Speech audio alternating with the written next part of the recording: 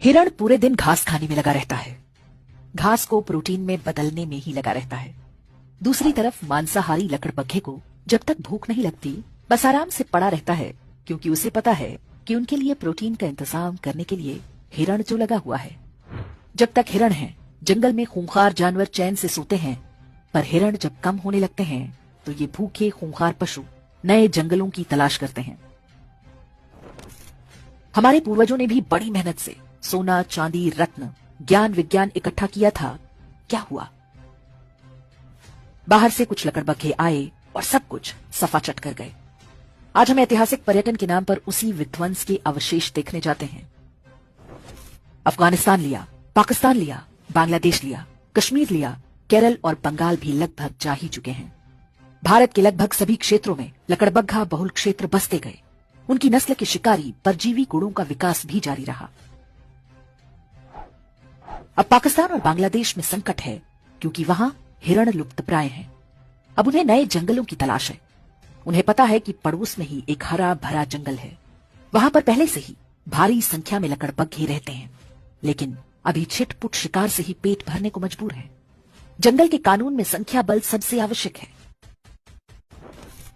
इसे ही वो गजवाए हिंद कहते हैं और उनकी किताबों में इसका जिक्र हो चुका है।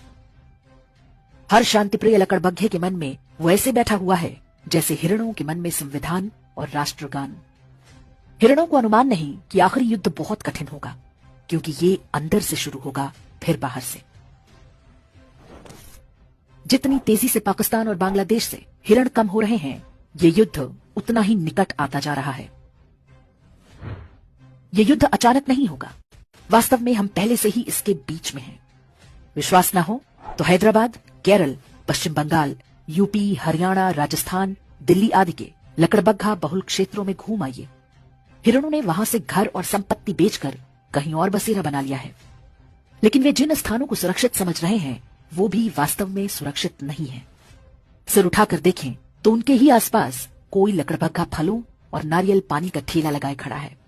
कोई लकड़बग्घा प्लम्बर, कारपेंटर या मैकेनिक बनकर हिरणों पर नजर बनाए हुए है। हर कोने पर लकड़बग्घों की मांद भी बन रही है। आंखें और कान खोलेंगे तो सब कुछ दिखेगा। आप खूब संपत्ति बनाएं, अपने बच्चों को अच्छी से अच्छी शिक्षा दें, ताकि वे अच्छी नौकरी या व्यापार कर सकें।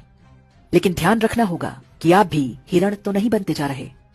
जिसकी संख्या होगी वही ये युद्ध जीतेगा।